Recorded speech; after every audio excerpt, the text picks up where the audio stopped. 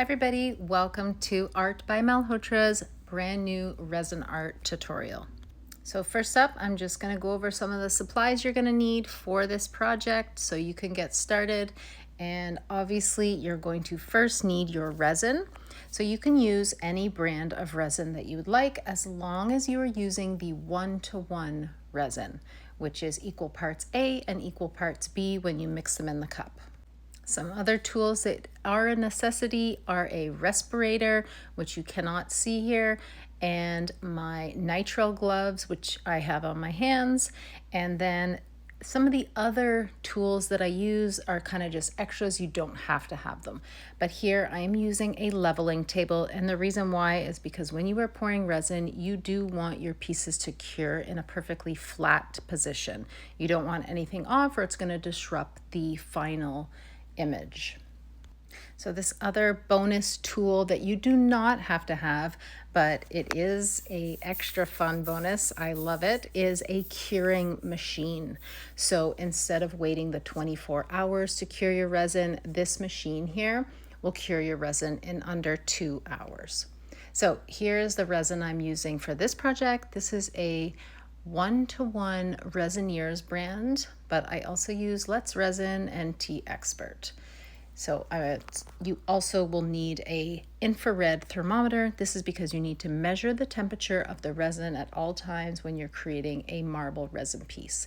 And then of course my pigment paste, and then mica powders and alcohol inks. So that is alcohol ink, mica powder, and then the paste. Okay, it is now time for mixing up our resin. So I like to pour part B inside my cup first, and we are going to pour in equal portions. So depending on what it is that you're pouring into, you have to make sure that you measure properly. And I love these cups because it does show the measurements on the side and it's very easy. So if I am doing 600 milliliters total, I'm going to do 300 of the part B and then 300 of the part A.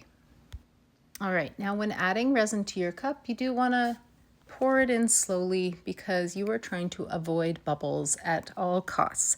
Nobody likes to see bubbles in their resin. So here is our part B, and then we are going to add our part A.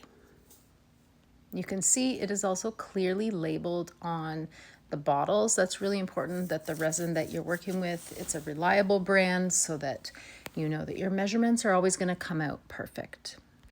Another tip when working with resin is the temperature of the bottles should be at about 78 to 80 degrees. And the reason why is because this will cut down on bubbles in the long term. So you don't want to be mixing up cold resin because then the resin itself is thicker and harder to mix thoroughly. Okay, so you can see the two parts have been poured together, and now I am doing a quick, I've sped up the video. I obviously cannot stir this fast, but you are going to stir in a nice even fashion. You're going to make sure that you scrape the sides and then scrape the stick that you're using. I am using a wood popsicle stick type stirring stick for this. It is better to use a silicone or a plastic stick to mix your resin, as wood, because it is porous, can actually introduce a few more bubbles into your resin. I don't worry so much about it when I'm creating marble resin pieces, but if you are creating a clear piece that requires absolutely no bubbles, you would want to stay away from the wooden stir sticks. Okay, now we have our mixed up resin, and I've let it sit for about 5 minutes. After that, we are going to check the temperature of our resin to see if it is at the right temperature. This is the perfect temperature right now, so we have 79 degrees, and we are now going to pour our resin into our individual cups that we are going to color with the different colorants. So I like to set mine up, and I usually pour an equal amount of clear resin into each cup. But if I am using black, which I am in this project, I will use a little bit less of the black pigment, otherwise it will take over the entire piece. Okay, now here are the pigments. So this was the turquoise mica powder that I used. I did a close-up, and this is the black pigment paste that I use. I use black and white pigment paste, and then I used an ocean green alcohol ink. Again, you can use any brand you want.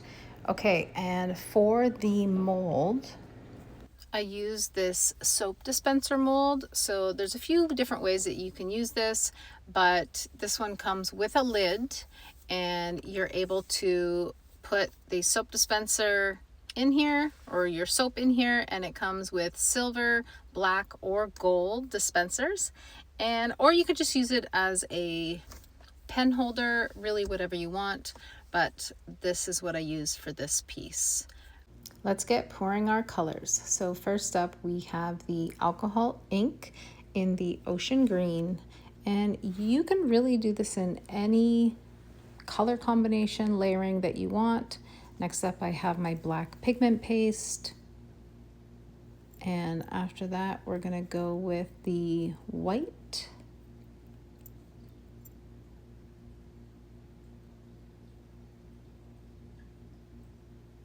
So I did paste, I did alcohol ink, and then two pastes, and then a mica with this piece. So then this is the turquoise mica that I showed you earlier, and then we're just going to keep layering. And now it's time for my favorite part, where we pour it into the mold. And this, you have to do this your own way. For this one, I did pour it in directly, and then I kind of twisted the mold a little bit as I went along, and I twisted the actual pour itself, as you can see here, which then created the marble ribbon look that you'll all get to see once I demold this piece. So depending on also how you layer your colors will also determine how it's going to look in the final reveal. So you will notice here that I didn't have enough of the ribboned mix, so then I added just the solid color. Now you can enjoy just watching the black with a little bit of green running through it as I pour the rest of the resin into the mold.